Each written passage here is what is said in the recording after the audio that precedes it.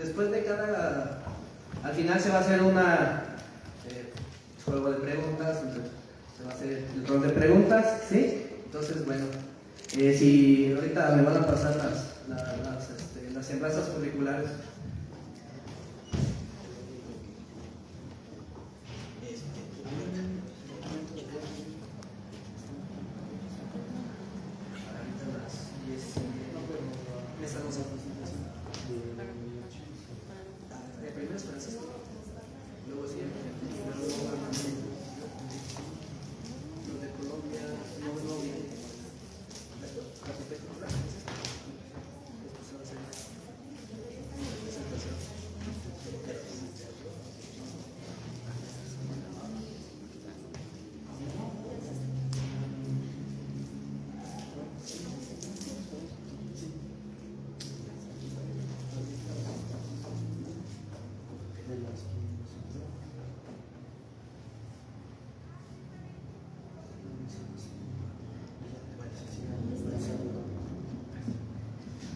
Buenos días a todas y a todos, bienvenidos a la mesa 12 de Historia Cultural e Historia de México.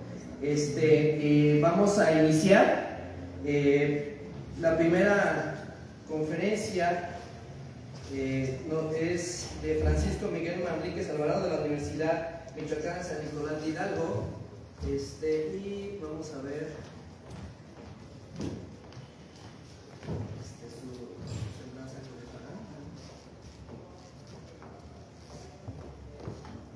Bueno, no tenemos el dato curricular. Él nos va a presentar No necesito archivos, tengo un corrido, Memoria Popular, Tumbados y Territorio desde el exilio. Le paso el micrófono, por favor. Tienen 15 minutos, por favor. Buenos días a todas, todos. El día de hoy yo les voy a presentar, como comentaron, sobre pues un tema un poco polémico que son los corridos tumbados aquí en México. Pero para empezar, en la presentación, me gustaría abrir esta ponencia con una frase que a lo mejor ya lo conocen, que es John Lorache, en donde pues se resume básicamente toda la ponencia, que dice: andamos tumbados pero no nos tumban, en la cual pues vamos a ver cómo la narrativa oficial del gobierno pues busca desmeritar pues esta historia no oficial que forma parte de la historia oral, que se llama los corridos tumbados. Y para empezar, es una pregunta retórica hacia el público sobre pues quién tiene el poder de decidir qué es un archivo, qué es la historia y qué merece ser escuchado. A través de esta pregunta vamos a poder detonar más sobre el tema, en la cual pues el corrido tumbado es parte ya de la historia oral cantada, es parte de una memoria insurgente. Sí. Es parte de la memoria insurgente y sobre todo de un territorio simbólico, que más adelante vamos a ver qué significa el territorio simbólico, en donde pues a partir de nosotros, de los corridos tumbados, es como se va a sembrar la historia. Y sobre todo vamos a tomar el enfoque de la historia cultural crítica y la teoría de la subalternidad, en donde pues vamos a ver la concepción del corrido tumbado como una forma de resistencia tanto estética, política y sobre todo una práctica de histórica alternativa a lo que nos dice pues el Estado-Nación que tiene que ser la historia a base de los libros y de los mismos archivos. Siguiente.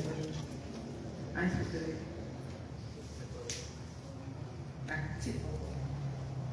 Vamos a tener en segundo lugar lo que pues nuestra metodología, porque pues a lo mejor se desmerita mucho el cómo podemos trabajar los corridos tumbados en este caso, en donde pues nuestra apuesta es sumamente insurgente, alternativa y subalterna, en donde vamos a reconocer pues cómo estos discursos buscan legitimar pues memorias que no están escritas en papel y con tinta, que pueden ser en los mismos archivos históricos de nuestra nación, sino que estas mismas memorias son grabadas en canciones, reproducidas en playlists, reproducidas en TikTok y sobre todo cantados a gritos desde el exilio, tomando en base el exilio en Estados Unidos. Y sobre todo vamos a tener un enfoque de la historia cultural crítica, la etnohistoria y la contemporánea, así como el análisis simbólico de las narrativas populares, en donde pues tenemos que quitarnos como esa parte subjetiva de que los corridos tumbados únicamente podrían ser una apología al delito, en donde estos corridos son memoria colectiva, pero también hacen conexiones de territorialidad afectivas, y donde pues existe una resistencia estética que es pues cuestionar realmente qué significa ser mexicano actualmente, tanto en el país como fuera de él, y vamos a tener que los mismos corridos tumbados, los narcocorridos son diferentes a los corridos tumbados, son estas formas orales de narrar desde abajo, desde las propias vivencias de las mismas personas y sobre todo desde los casos subalternos. ¿Sí? Tenemos dos estudios de caso de dos cantantes famosos de los corridos tumbados que a lo mejor conocen, que es Junior H y Fuerza Régida. Junior H en su canción del hijo mayor nos dice, y cito, allá en los Uniteds ando bien firme y aunque lejos no me olvido de mis raíces. Esto pues a partir de una base de la lectura crítica por parte de los mismos corridos tumbados, pues nos propone que el corrido funciona como este puente afectivo transfronterizo en el cual pues las juventudes que viven lejos de México, también en nuestro mismo territorio, van a buscar apegarse aún más a lo que es México, pero no el México oficial, sino el México a partir de sus mismos sentimientos y vivencias propias, en la cual el territorio se vuelve algo simbólico. Tenemos la segunda historia de caso, que es de Fuerza. A partir de esta lectura crítica podemos ver que en este corrido tumbado, pues la migración se convierte en una narrativa de resistencia, pero también que va a resignificar el trabajo pues no remunerado de manera oficial y sobre todo va a reivindicar la agenda migrante en los Estados Unidos. ¿Sí? Tenemos también, por ejemplo, que el corrido tumbado debe ser visto como un archivo vivo, ya que el corrido va a ser este vehículo en la cual pues las memorias populares van a resignificar lo que es ser tanto un joven mexicano, pero sobre todo un joven de las periferias que se sale del margen mismo del Estado, en donde pues vamos a ver que se guardan experiencias, en donde el archivo tradicional no busca nombrarlas y sobre todo busca limitarlas, como son violencias estructurales, discriminación, clasismo y sobre todo una fuerte como disputa en el territorio. Y vamos a tener que este archivo no le pide permiso a nadie, es decir, este archivo se va a hacer desde las bases, desde abajo, para narrar lo que se vive el día al día. Y aquí tenemos, por ejemplo, con Michel Desertor, en donde pues él nos dice que existen estos modos de hacer, donde esta cotidianidad de nosotros vamos a poder estar retomando a partir de las formas de resistencia y cómo el corrido tumbado surge como una forma de resistir frente a pues, este discurso global del norte. Con Chartier tenemos, por ejemplo, que la cultura es tanto una representación, pero sobre todo es un conflicto, es decir, el corrido tumbado surge a partir de esta lucha también de clases, pero sobre todo lucha de diferentes polos, es decir, que sí se tiene como buen aceptado o como no aceptado por parte de la sociedad y quién dice que puede ser aceptado. Tenemos a Spivak con los estudios subalternos, en donde nos puede narrar que pues históricamente las personas que van a cantar estos corridos tumbados son personas que han sido silenciadas, y a partir de esta canción pues van a poder hablar por sí mismos, lo cual pues enoja bastante a las élites en el poder. Y este archivo vivo, a diferencia de los oficiales que podemos encontrar en varias partes de México y del mundo, pues este archivo molesta, sacude y sobre todo nos obliga a escuchar las historias que no queremos por parte de nuestra misma sociedad. Tenemos en el siguiente, que es el del territorio simbólico, porque les he estado narrando diferentes perspectivas de este territorio y sobre todo cómo se nutre a partir del exilio, en donde pues tenemos que entender que el territorio simbólico es un espacio en el cual no nos estamos que apegar de manera geográfica directa, sino que es aquel territorio que está cargado de memorias, de vivencias, de experiencias y sobre todo como de esta carga sí simbólica, pero simbólica sobre todo en las que son los sentimientos y las percepciones que tenemos sobre el mundo que habitamos. Tenemos que México ya no va a ser este México institucional que nos dicen en los libros, sino va a ser un México a partir del dolor, un México que se le llama de herida abierta, como algunos autores que han narrado, por ejemplo George Lapidus, en donde nos dice que hay una dimensión espacial del sonido que va a provocar el cómo los corridos van a establecer diferentes mecanismos generación tras generación para poder comunicar pues lo que se vive en todos los días. Y tenemos también que el territorio simbólico no requiere ni tierra ni papeles, por lo cual estos corridos son transfronterizos y no reconocen, además del estado oficial, que el estado oficial crea a través de los mapas barreras, el corrido tumbado, como es transfronterizo, va a derrumbar estas barreras y va a permear sobre muchas generaciones, con lo cual pues el Estado-Nación ya no es el único que va a decir qué narrativas se pueden cantar, qué narrativas se pueden expresar, y el corrido a partir de aquí surge como una cartografía del desarraigo, pero sobre todo una cartografía del amor, en donde las personas van a buscar experimentar y sobre todo narrar cuáles han sido sus vivencias correspondientes a cada época pues de su diferente vida. ¿Sí? Tenemos que el corrido tumbado es una memoria no autorizada por parte del mismo Estado o nación, y por lo cual más adelante les voy a decir pues por qué los gobiernos, tanto federales como estatales, actuales y anteriores, han querido desmeritar esta forma de expresión popular, en donde pues todo aquello que contraviene la que se puede conocer como la dignidad nacional es aquello que se tiene que marginar y sobre todo se tiene que silenciar. Tenemos también que el corrido tumbado es una práctica tanto de recordar el dolor, pero sobre todo recordar desde abajo, ya que no se le pide permiso a ninguna institución ni a ningún discurso oficial, en donde pues se narra la vida tal y como es vivida, es decir, los mismos sucesos, los mismos acontecimientos que todas y todos vivimos, pero desde una experiencia sumamente lejos de los márgenes o del canon establecido por parte de la misma, tanto academia como parte de las mismas artes. Tenemos, por ejemplo, en la historia oral de Thompson que el Estado en estos puntos no llega, pero sí la memoria pues se aferra. Aquí tenemos un caso pues muy establecido, como es el Culiacanazo. Tenemos que el Estado, en aquel entonces gobernado por el expresidente Andrés Manuel López Obrador, sucumbió ante el poder del narcotráfico y cómo las personas, porque esa historia el gobierno nunca va a querer que se vuelva a repetir en el discurso.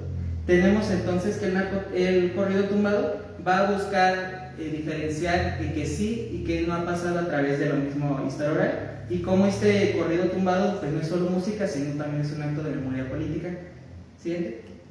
Tenemos que existe una reescritura generacional de lo mexicano, es decir, qué debemos entender como mexicano y qué se va a disputar. Actualmente el corrido tumbado ha surgido con mayor fuerza, pero ya tiene desde las polcas en el periodo de la Revolución, en donde los jóvenes ya no nos sentimos representados por lo que hay en los museos, por lo que hay en los monumentos ni en los libros, y a partir de ello vamos a querer buscar nuestra propia historia, reescribirla desde abajo, desde las bases y con una perspectiva, sobre todo de conciencia de clases, en donde, por ejemplo, con fuerza regida, y cito, soy de la calle y a mucha honra, aquí vamos a tener que ya más allá no necesita un título o un diploma para poder crear esta historia, sino nada más narrar nuestras propias vivencias y experiencias, y existe toda una reconfiguración simbólica de lo que es la identidad mexicana a partir pues, de nosotros, nosotras. Siguiente. Casi por último tenemos también, para quienes no conozcan un poco de estos términos, un cuerno es un tipo de rifle. Entonces, ¿por qué molesta más que una canción diga que un joven trae un cuerno, pero no nos indigna el hecho de que miles de jóvenes no tengan otra salida más que buscar trabajo en el narcotráfico por parte de este mismo Estado capital-nación? Siguiente. Ya para cerrar, me gustaría pues, que se quedaran con esta pequeña reflexión, en donde el corrido tumbado no es una apología al delito, porque es una memoria política colectiva, es testimonio, es crítica, es un arte incómodo porque va a incomodar a varias élites del gobierno y sobre todo es un espejo de nuestra misma sociedad. Es un grito y es una denuncia y sobre todo es una historia que tiene que ser tomada como un archivo vivo. Y sería todo de mi parte y muchísimas gracias.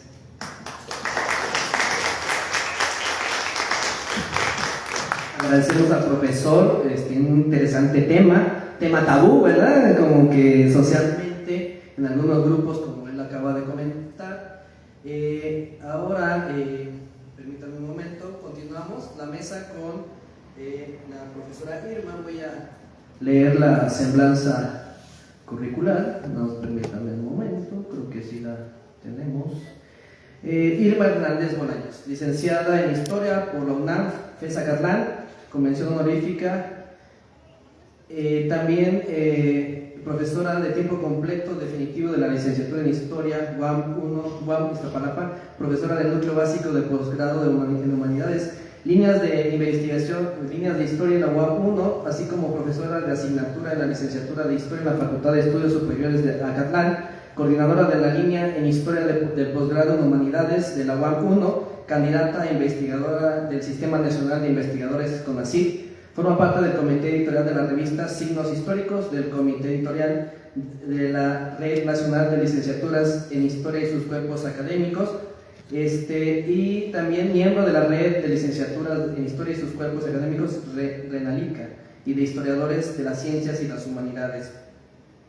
Y hoy nos presentará, nada más permítanme un momento, que ya nos presentará el día de hoy Genaro V. Vázquez y las construcciones culturales oaxaqueñas. Bienvenida, maestra. Le damos un aplauso, por favor. Gracias. Antes que nada quiero agradecer al comité organizador todo el trabajo que lleva este tipo de eventos, ¿no? Y mientras ponen la diapositiva, pues este trabajo todavía está en construcción. Les traigo un adelanto y tiene que ver un poco con la Guelaguetza, ¿no? Entonces es como interesante ver cuál es el origen. Entonces voy a iniciar. Buscar a través del tiempo la manera en que fueron creados los elementos que sirvieron de base para construir o definir. ¿Sí, Javier? Sí. Para construir o definir un imaginario local oaxaqueño es remontarse a varios años atrás. La siguiente imagen, por favor. Y percatarnos de las múltiples formas que entretejen las imágenes mentales creadas a partir de los textos, con las imágenes visuales creadas a partir de las ilustraciones, las fotografías, el sonido construido por la música y tratar de entretejer la manera en la que se complementan con las propuestas políticas del Estado es, en otras palabras, adentrarnos a la política cultural. Un poco lo que el compañero nos hablaba con los corridos tumbados. La siguiente imagen, por favor. Oaxaca es definido como uno de los estados de mayor diversidad étnica y se ha hecho de él una meca para el turismo nacional y extranjero. Para ello, se construyó una imagen cuidadosamente diseñada con la finalidad de responder a las exigencias pretendidas. Los políticos e intelectuales de las primeras décadas del siglo XX se dieron a la tarea de definirlo y construirlo a partir de los rasgos que consideraron representativos. Así generaron ideas y construyeron prácticas que definirían a Oaxaca, y uno de los promotores culturales fue Genaro de Vázquez. La siguiente imagen, por favor. Sobre la vida de nuestro personaje sabemos que nació en 1890 en la ciudad de Oaxaca, donde se educó. Después de cursar la primaria, aprendió teneduría de libros y en la escuela normal para profesores del Estado se graduó como profesor normalista. Posteriormente estudió Derecho en el Instituto de Ciencias y Artes del Estado. En 1920 fue secretario de Gobierno del general Alberto Rodríguez, nombrado por Carranza, quien tenía como encargo convocar a elecciones, por lo que su gubernatura fue transitoria, al igual que el puesto de Vázquez. Sin embargo, nuestro personaje se mantuvo en los primeros círculos políticos, ya que en las complicadas elecciones para diputados de 1922 fue electo como propietario junto al suplente Otilio Jiménez Madrigal, representando al Partido Nacional Cooperativista, contrario al Partido Nacional Constitucionalista, al que pertenecía el entonces gobernador Manuel García Vigil. Este gobernador encabezó una rebelión en 23-24 que, a decir de Delcy Ramírez, generó una crisis política en el seno del gobierno estatal que terminaría con la muerte y derrota de García Vigil en 24, quien fue sustituido por el general serrano Onofre Jiménez, ligado al obregonismo. La siguiente imagen, por favor. Genaro de Vázquez, siendo coordinador de los diputados federales de Oaxaca, se manifestó como un colaborador del gobernador Onofre Jiménez, lo que no le impidió que aceptara el cargo de manera interina tras la separación de Jiménez del mismo cargo por falta de entendimiento con el gobierno de Plutarco Elías Calles.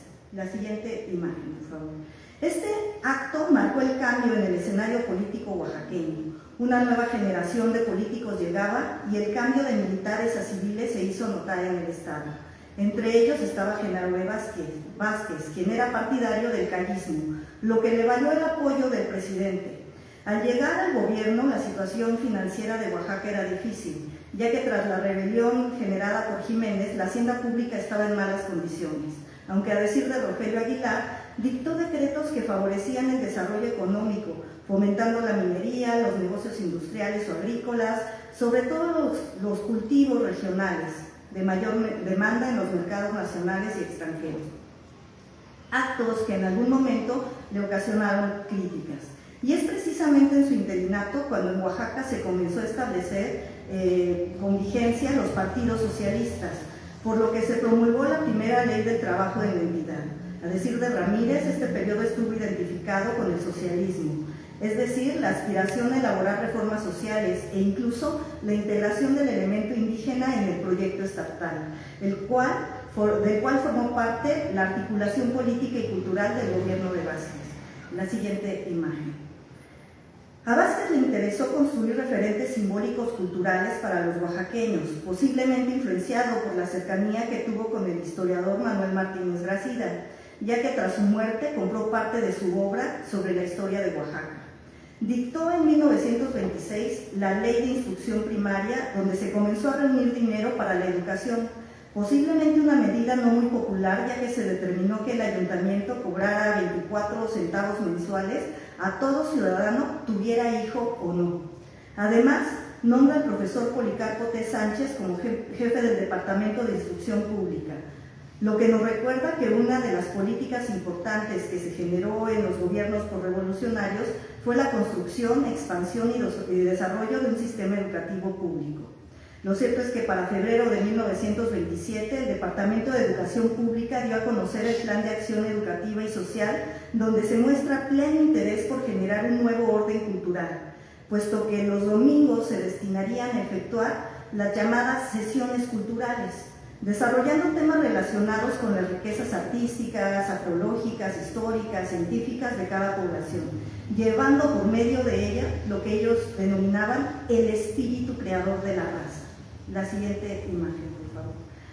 Esta manera de plasmar las sesiones culturales corresponde a una tradición decimonónica, donde la mayoría de los intelectuales destinarían tiempo y compartirían la visión y postura frente al indio, al cual veían como un ser embrutecido, ignorante y con una existencia miserable, aunque también le otorgaban la afición por las artes, la disposición por el aprendizaje, la habilidad para el cultivo y el amor por lo suyo. Es precisamente aquí donde la retórica popular utilizada por el Estado posrevolucionario se usó como apoyo para la construcción de una patria eminentemente mexicana.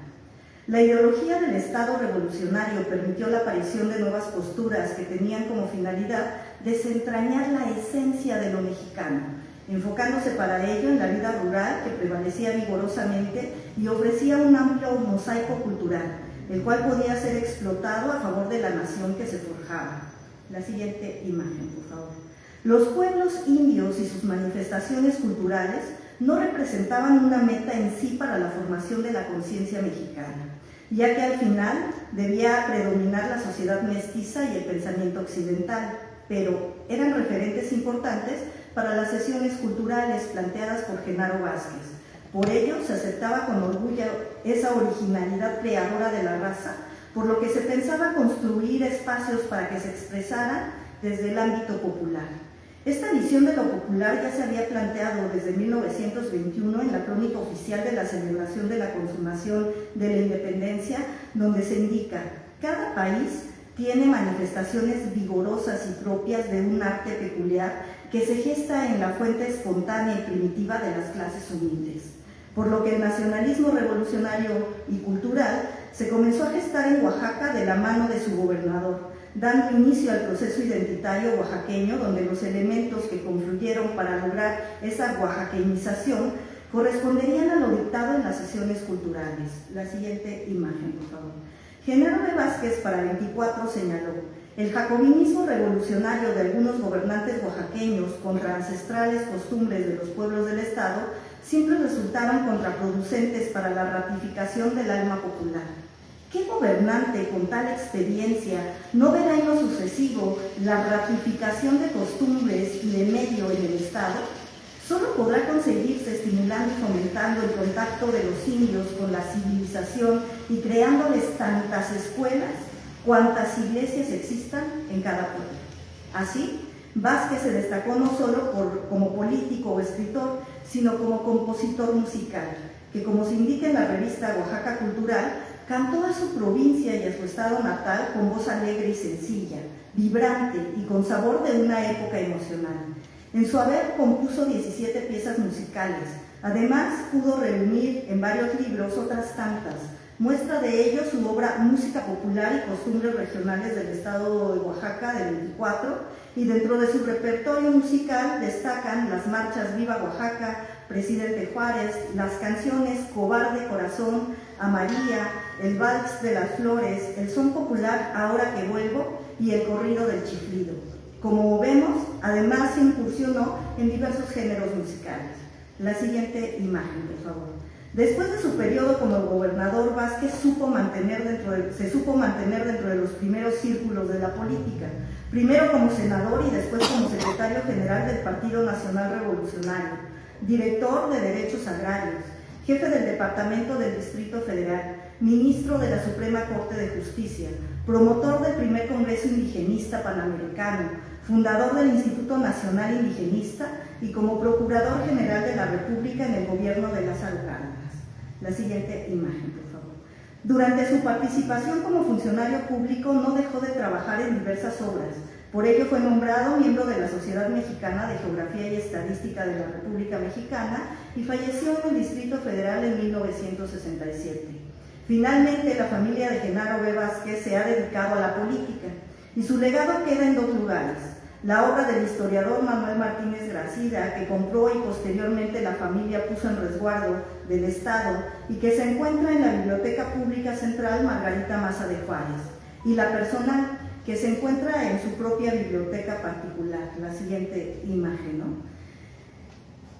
Como reflexiones finales, como es un trabajo todavía en proceso, lo que puedo decir es que el proceso identitario que Oaxaca comenzó a sufrir tras las propuestas nacionalistas revolucionarias son el emblema de lo que en la actualidad se consume y se vende como oaxaqueño. Su origen son las sesiones culturales, creadas e implementadas por el gobierno de Vázquez, las cuales se encuentran enunciadas en distintas obras, pero me parece conveniente continuar la investigación sobre dos ejes. El primero, la implementación de las regiones oaxaqueñas como eje emblemático y contemporáneo de las danzas que ahora vemos en la Guelaguetza, y en segundo lugar, utilizar los costos no solo materiales, sino identitarios que generó esa política. Y en la actualidad, un poco con lo que nos decía el compañero hace un momento, ¿quién nos dice qué y cómo debemos escuchar y qué debemos de entender por lo que es cultura, ¿no? Sobre todo en el ámbito popular? Muchas gracias.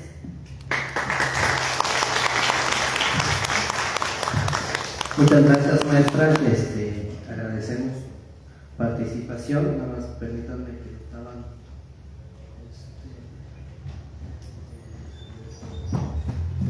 Hay que buscar la otra presentación. Nada más agradecemos su participación.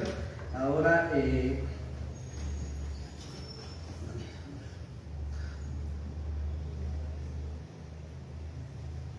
bueno, mientras tanto vamos a continuar con la mesa.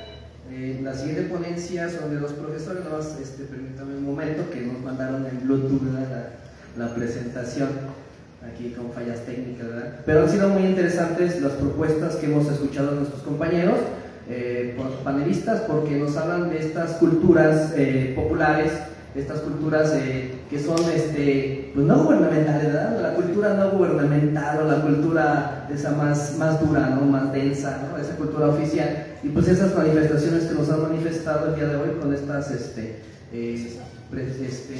presentaciones. Bueno, gracias. Ahora voy a buscar la sembra curricular de Ana María, del profesor. Bueno, nada más. Ana María Taques Pérez es estudiante del 10º semestre de Economía de la Universidad de Nariño y cuenta con matrícula de honor por su desempeño académico. Es parte del semillero de investigación en políticas públicas y ha participado como ponente en el Congreso de AFADECO Sex Network, Estudios de Desarrollo. Su formación se enfoca en la economía social, la planificación territorial, el desarrollo sostenible y la gestión de políticas públicas. Y nuestro compañero Walter es estudiante del 10º semestre del programa de Economía de la Universidad de Nariño, con matrícula de honor en su desempeño académico. Actualmente se desempeña como representante estudiantil ante el comité curricular de dicho programa y forma parte del semillero de investigación de políticas públicas. Además, cuenta con formación técnica en contabilidad y finanzas. Entre sus logros destaca la participación como ponente en el 29 Encuentro Nacional sobre Desarrollo Regional en México y en el Congreso de AFADECO Sex Network, Estudios de Desarrollo. Sus intereses académicos se orientan hacia la economía social, la planificación territorial y el desarrollo sostenible. Y el día de hoy nos presentará la Revolución Verde en México, origen, impacto y resistencias actuales. Un aplauso, por favor, para los.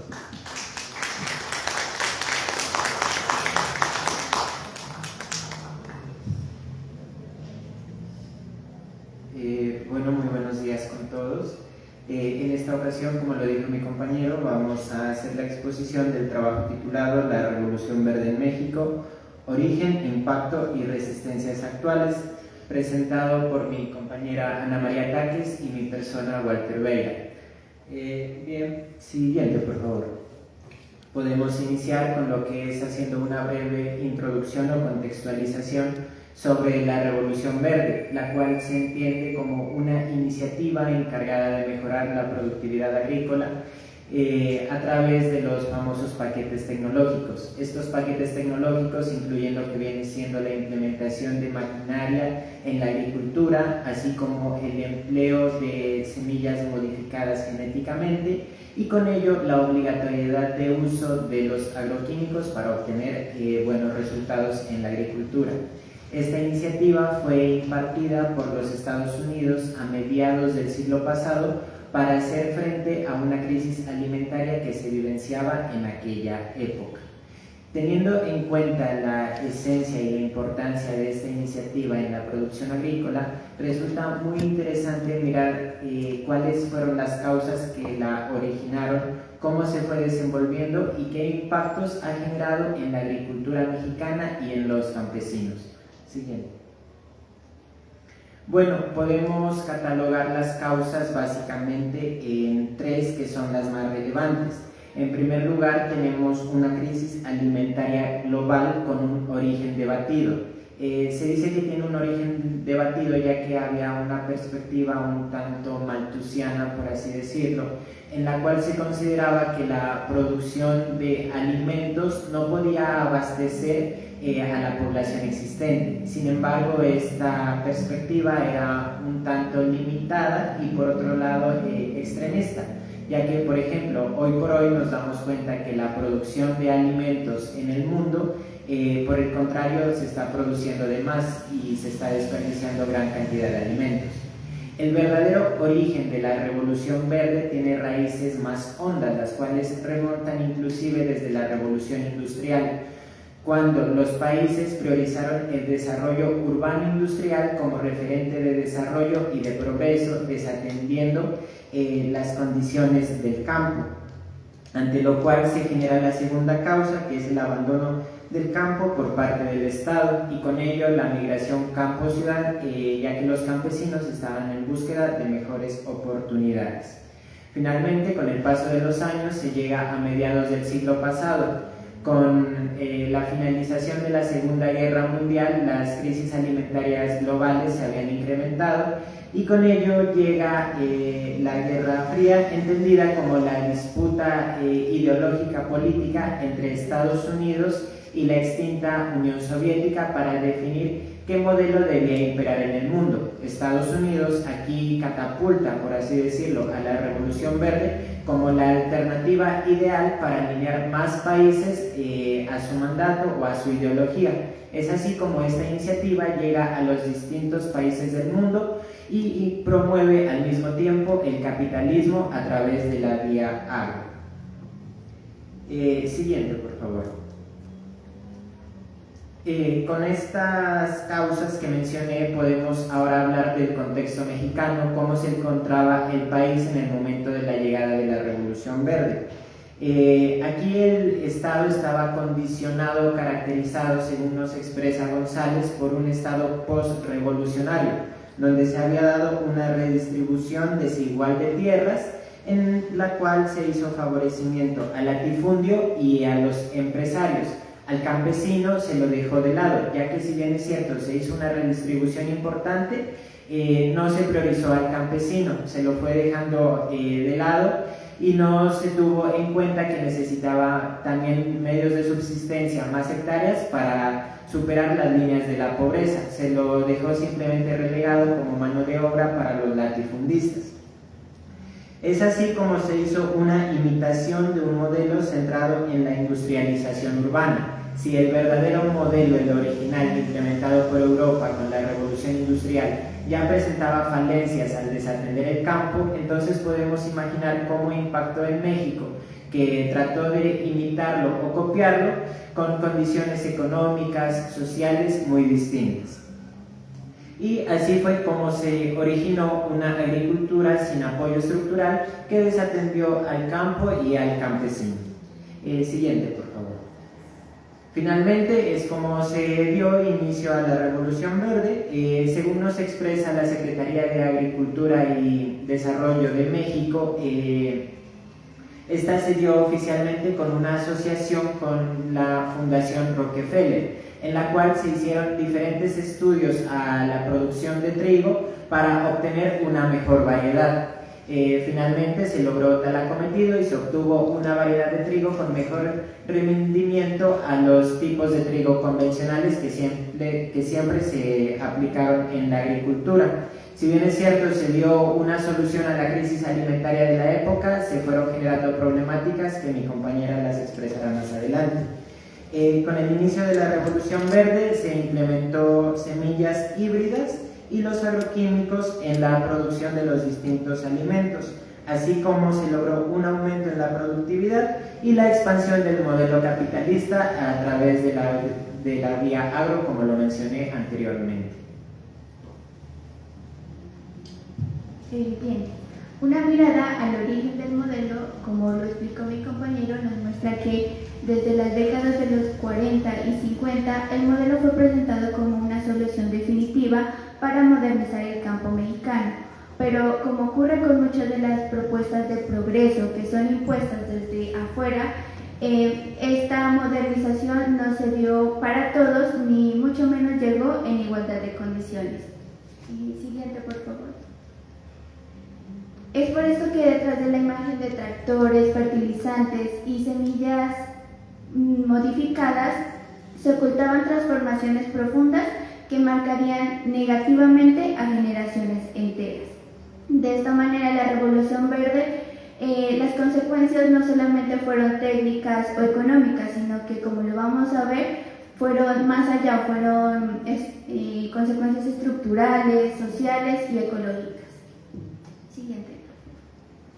Bueno, entre las consecuencias sociales y económicas, la Revolución Verde no solo alteró las formas agrícolas de producción, sino que fracturó el tejido rural mexicano. La mecanización, el acceso desigual a créditos y la introducción a tecnología costosa marcaron una línea clara entre los dos Méxicos agrarios. Por una parte, los grandes terratenientes del norte, con su riego tecnificado y subsidios, producían el 47% del valor agrícola, mientras que el 96% de los pequeños campesinos, que en su mayoría eran indígenas, sobrevivían a condiciones de precariedad, sin asistencia técnica y con parcelas de 2 hectáreas, además de que firmaban créditos usureros sin siquiera ellos conocer el contrato. Es por esto que las consecuencias no son imprevistas, sino que es el resultado de políticas deliberadas de exclusión. A esto se le suma un éxodo masivo entre los años 1930 a 1980, en donde más de 11 millones de personas abandonaron el campo.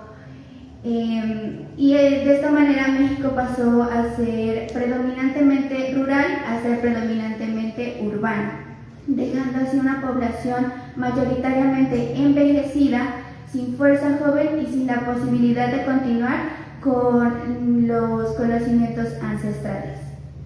Siguiente. Con respecto a la dependencia tecnológica, el corazón de la Revolución Verde fueron las semillas híbridas, diseñadas para no reproducirse, lo que hizo que el agricultor tuviera que comprar año tras año, junto con fertilizantes y pesticidas. El resultado fue una dependencia estructural a la tecnología estadounidense que se disfrazaba de autosuficiencia. Como ejemplo, la empresa nacional Pronace fue presionada a fabricar estas semillas híbridas y marginar las variedades nativas. Además, la producción de fertilizantes se volvió insuficiente, lo que hizo que México tuviera que importar más de la mitad de estos insumos. Además, la superficie que se dedicaba al maíz y al frijol, que son alimentos importantes en la identidad de México, se redujo drásticamente. En su lugar, se impulsó cultivos forrajeros como el sorgo, que no era para alimentar a los mexicanos o a los ciudadanos, sino que era para alimentar al ganado de exportación. Siguiente, por favor. Con respecto al impacto ambiental, el modelo industrial aplicó técnicas de riego insuficientes que provocaron la pérdida de millones de hectáreas fértiles por la salinización, los hundimientos y la sobreexplotación de acuíferos. Por ejemplo, en Sinaloa, el suelo se hunde 15 centímetros por año, o en el Bajío, el 78% de los pozos están contaminados con plaguicidas o pesticidas como el endosulfán, que está prohibido en la mayoría de los países por sus efectos neurotóxicos. De esta manera, México se convirtió en el tercer país en el mundo en uso de agroquímicos por hectárea, con graves consecuencias para la salud tanto de los consumidores como de los productores y también del medio ambiente. Pero a esto también se le suma y se hace hincapié en que el 60% de las semillas de maíz se perdieron, y no solamente es la pérdida de una planta, sino es la pérdida de la historia y la cosmovisión y la cultura de todo un territorio. Siguiente, por favor. Siguiente. Bueno, esos como tal son ejemplos que nos muestran que a pesar de las consecuencias que ha tenido la revolución verde en el campo mexicano, hay ejemplos de resistencia que nos muestran que aún hay esperanza para cambiar el modelo agrícola que ha imperado en el campo mexicano. Siguiente, por favor. Como tal, tenemos estas recomendaciones finales que apuntan a 5 objetivos. Se requiere una reforma agraria con enfoque biocultural, energía agropecuaria descentralizada, soberanía alimentaria defensiva, educación campesina descolonizadora y justicia ecológica con reparación. Estas orientadas a lograr 3 objetivos principales: la recuperación de saberes ancestrales en la agricultura mexicana, el empleo de semillas nativas que son más resistentes a las plagas y también el empleo de insumos orgánicos en la producción agrícola del país. Siguiente. Tenemos 4 conclusiones principales, las cuales apuntan a: la Revolución Verde en México fue una propuesta política y tecnológica a una crisis alimentaria global, pero con una implementación que obedeció más a intereses geoestratégicos de Estados Unidos. Segundo, el modelo tecnológico impulsado por la Revolución Verde profundizó las desigualdades existentes en el agro mexicano, favoreciendo a los grandes productores empresariales. Como tercera conclusión está: sus impactos a largo plazo alteraron las estructuras sociales, económicas y ambientales del campo, provocando la pérdida de saberes ancestrales, semillas nativas, biodiversidad y autonomía campesina. Y por último, actualmente se gestan formas de resistencia que buscan revertir estos efectos. Por ejemplo, en Oaxaca, redes de guardianes de semillas han logrado preservar variedades ancestrales mediante el trueque comunitario, o en Chiapas, cooperativas indígenas desarrollaron sistemas agroforestales que combinan tanto los saberes ancestrales como las prácticas sostenibles, teniendo mayor productividad sin afectar el ecosistema. Siguiente. Gracias por su atención.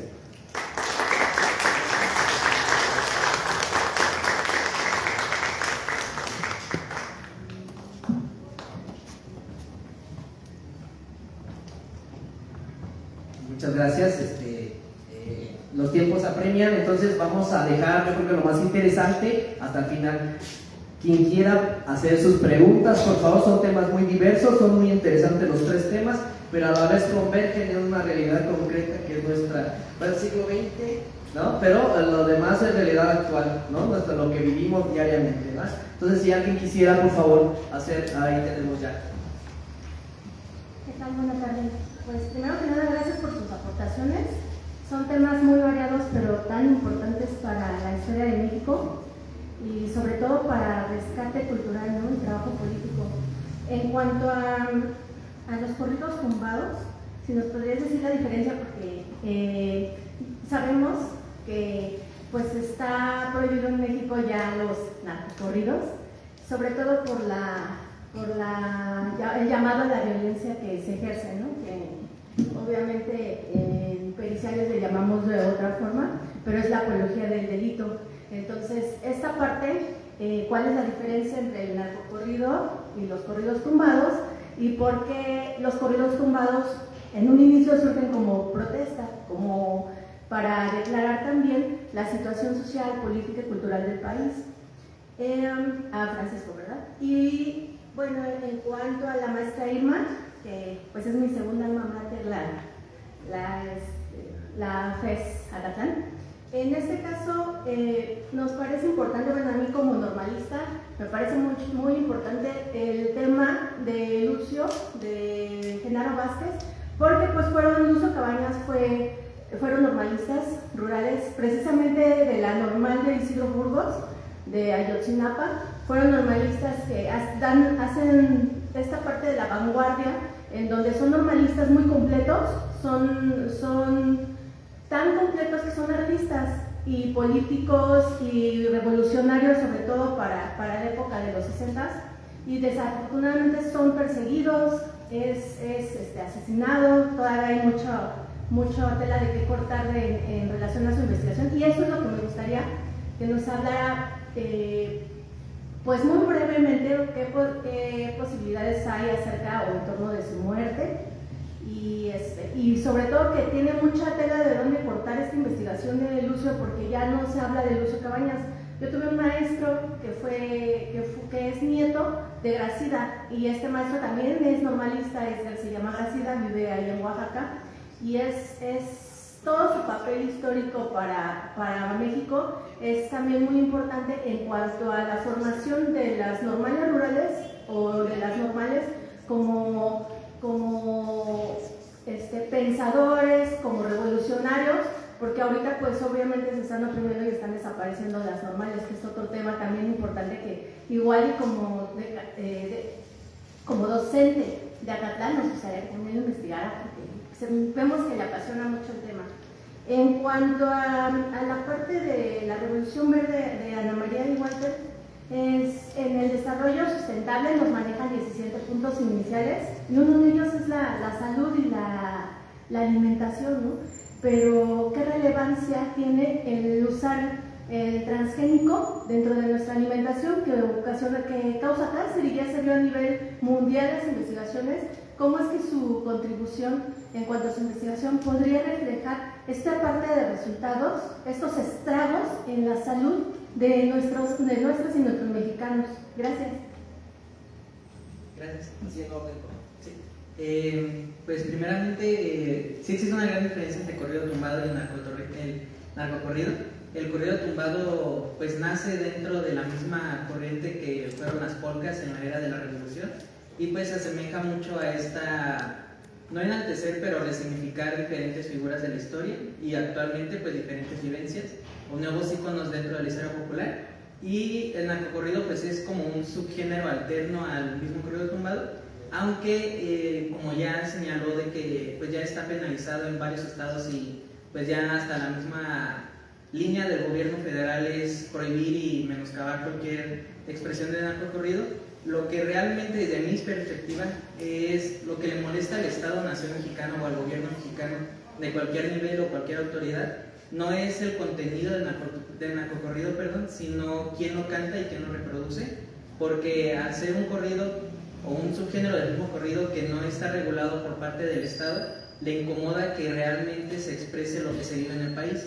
Es decir, lo que ellos serían narcocorrido, por ejemplo, de Rancho Humilde de Culiacanazo, para ellos estará prohibido porque será como una apología del delito, pero realmente lo que ellos quieren es controlar pues lo que se dice, porque actualmente ya a lo mejor todos están de acuerdo que el narcocorrido pues es pues corrido a los narcos, por los mismos nombres lo dicen, pero ahorita la línea del gobierno ya fue crear junto con otro grupo de bandas sonoras un corrido, pero ahora en vez de dedicado a los narcos es dedicado al sistema policial. de México. Entonces es el que ellos quieren controlar la narrativa por parte de la estructura popular y no realmente, o sea, lo que les molesta al final de cuentas es que las personas de abajo estén reescribiendo la historia nacional. Sería mi aportación. Muchas gracias por la pregunta. Bueno, primero hay una aclaración. Mi alma mater es la de Zacatlán, pero mi adscripción es la UAM Iztapalapa, ¿no? Y es la UAM. Es importante el trabajo que yo enuncié, pero no hay una relación con Lucio Cabañas. Son temporalidades completamente diferentes.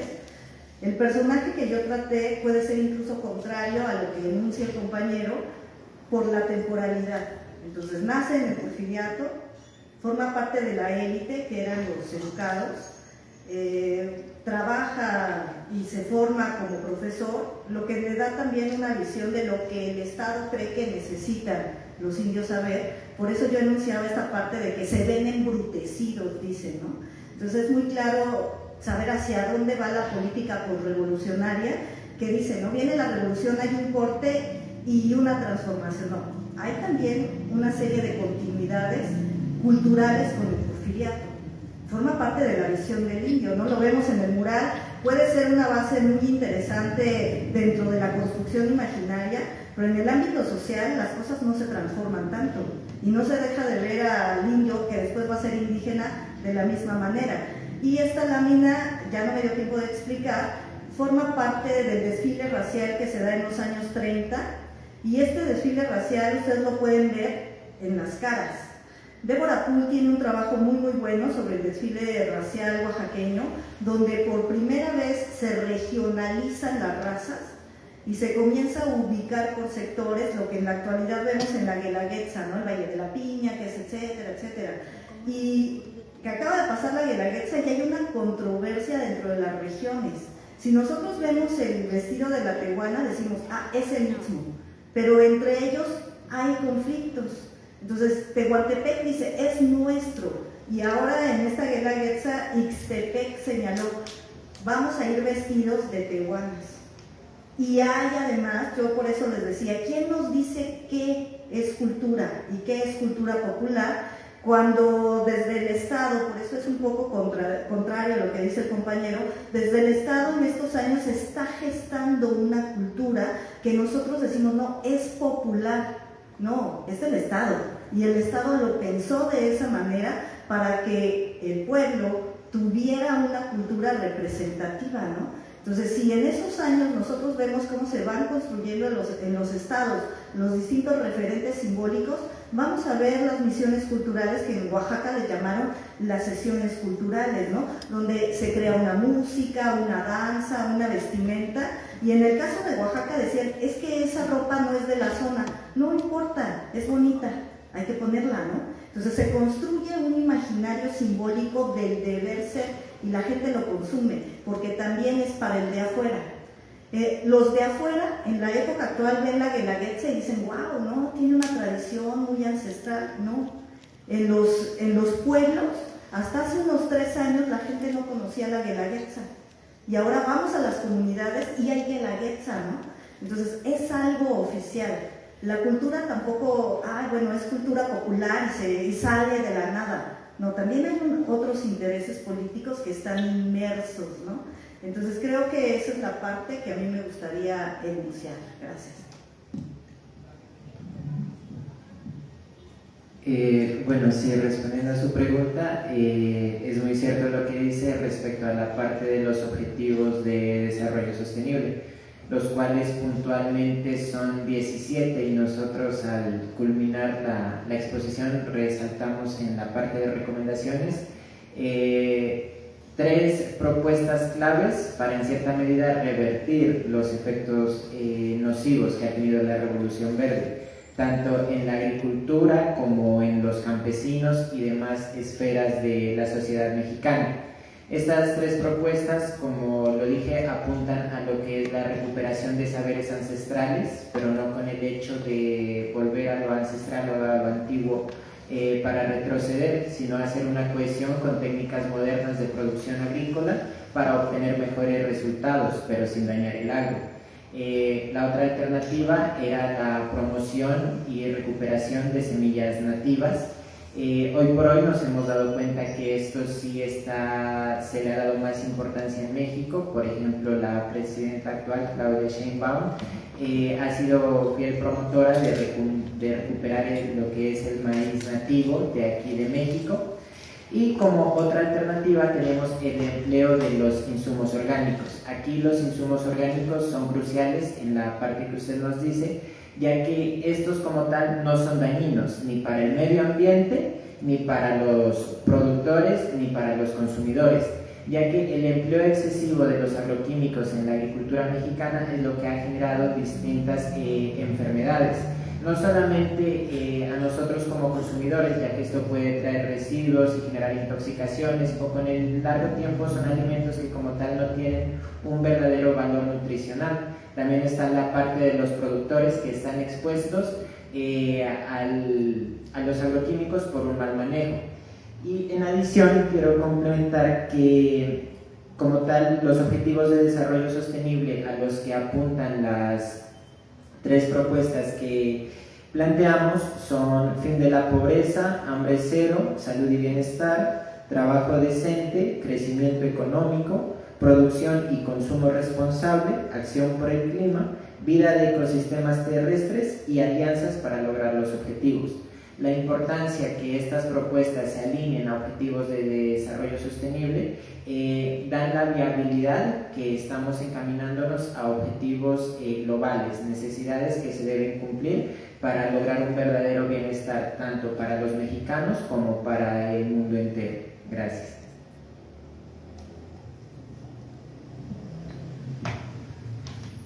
Muchas gracias. ¿Alguna otra pregunta? Giese, por favor. Gracias. Buen día a todos. Felicidades a los ponentes. Los 3 temas estuvieron interesantes. Y bueno, mi pregunta va para Miguel. Hablamos mucho de corridos tumbados, pero ¿qué proponen?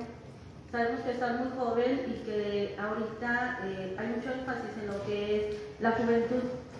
¿Qué se podría proponer para que entonces estos corridos tumbados no vayan hacia la delincuencia organizada, no vayan con ese énfasis, sino que el énfasis fuese proponer, decir qué nos está pasando o qué les está pasando a ustedes como jóvenes, pero qué propongo para que entonces me escuche el gobierno, para que entonces vemos un objetivo y que entonces estos corridos tengan un mensaje positivo a las nuevas generaciones, aquellas que los escuchan. Y bueno, yo soy del área de la salud y me preocupó muchísimo el tema que dieron, los felicito mucho a lo de agro. Y como bien decía la persona que les preguntó anteriormente, dentro de los principales riesgos de fertilizantes y pesticidas están todos los problemas que acata a la salud desde el momento de que se está gestando un ser dentro de la madre. Entonces, ¿cuáles fue en esta investigación que ustedes hicieron y qué proponen para que no solamente el cáncer, que está en primeros lugares, sino malformaciones congénitas, que no solamente es desde los pesticidas que están dentro de nuestro agro, sino también al inhalarlo? Tenemos muchas comunidades que están cerca de todos estos campos y que hay investigaciones en el área de la salud en donde están dañando todos estos productos que se utilizan. ¿Qué proponen ustedes para mejorar y para que los jóvenes como ustedes que vienen a estos congresos realmente dejen algo significativo como propuesta para mejorar? Gracias. Gracias. Primero, pues aclarar que los corridos tumbados y los narcocorridos es una expresión de una respuesta genuina por parte de las mismas, en este caso, poblaciones juveniles.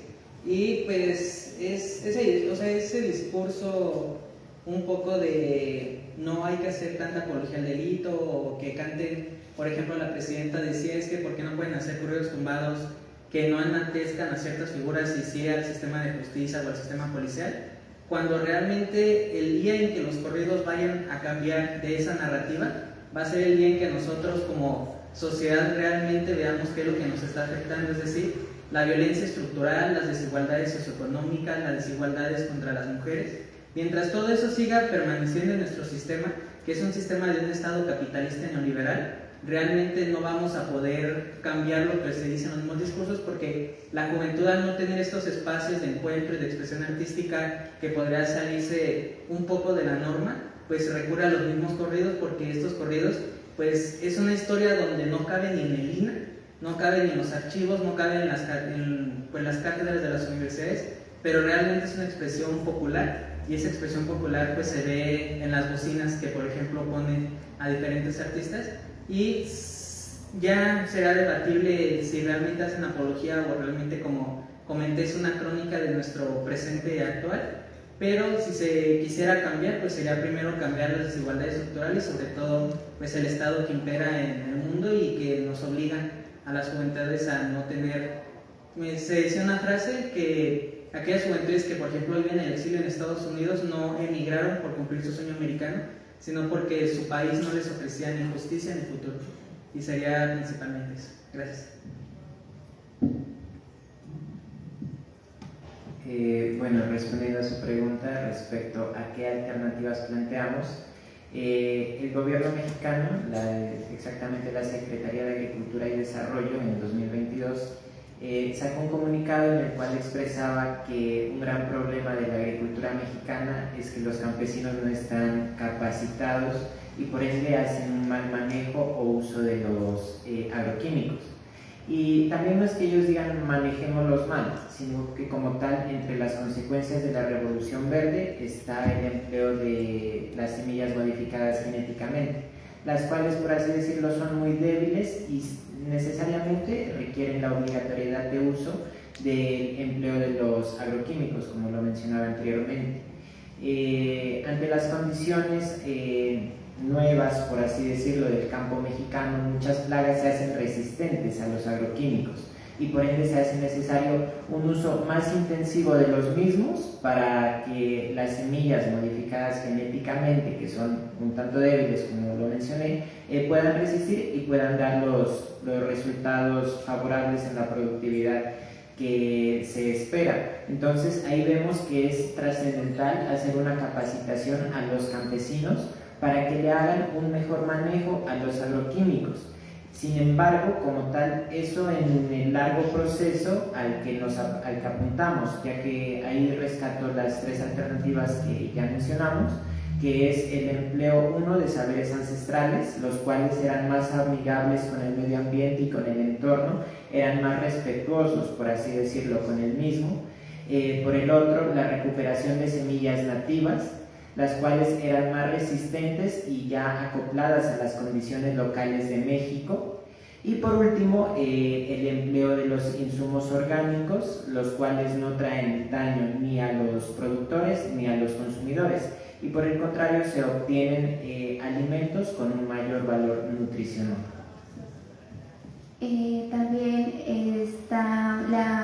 se puede nombrar la importancia que tienen las escuelas, las universidades, de generar esa identidad de territorio, porque si nosotros tenemos la idea o la importancia de todo lo que significa el desarrollo sostenible, podemos pues generar esa continuidad de los conocimientos que tienen los indígenas.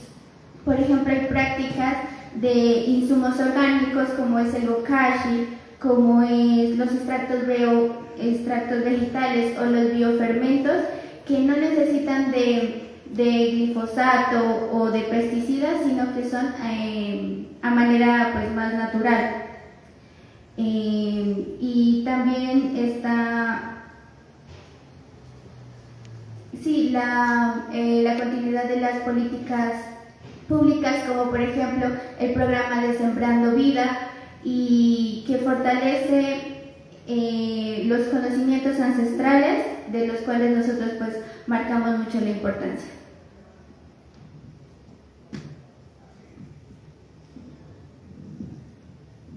¿Alguna última pregunta? Bueno, agradecemos a los ponentes por estas interesantes conferencias y bueno, los organizadores les van a dar un pequeño detalle. Voy a pasar a cada cada uno a entregarse.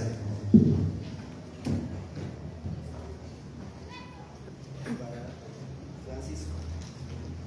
Un aplauso, por favor.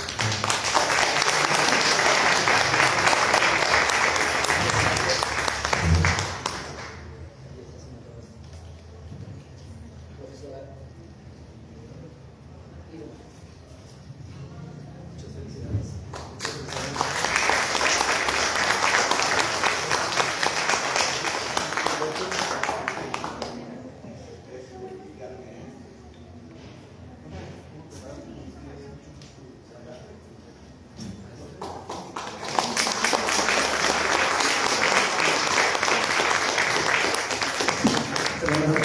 Y agradecemos su atención y bueno, podemos seguir platicando en los pasillos estos temas, creo que